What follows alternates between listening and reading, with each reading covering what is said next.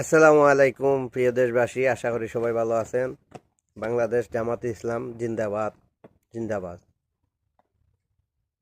আজকে যে বাংলাদেশের যে পরিস্থিতি, নারী শিশু বৃদ্ধ পরে 8 বছর থেকে করে 40 বছর 50 বছর নারী পর্যন্ত দর্শন হয়।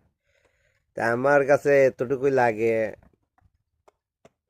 বাংলাদেশের জামাত ইসলাম যদি কোনো সময় দেশবাসীর দোয়ায় দেশবাসী যদি চায়, তাহলে জামাত ইসলাম রে সরকার গঠন কইরা অত্যাচার, নির্যাতন, দুর্নীতি, কমপক্ষে আমি আশা করি তিনটা জিনিস বাংলাদেশের মানুষ মুক্ত পাইব।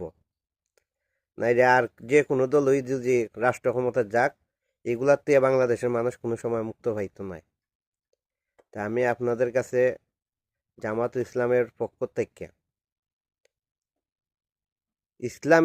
থেকে, মুসলমান হিসাবে সবার কাছে আবেদন করব, ইনশাল্লাহ আপনারা সবাই জামাত ইসলাম রে সরকার গঠন করার জন্য সহযোগিতা করেন। আসসালামু আলাইকুম।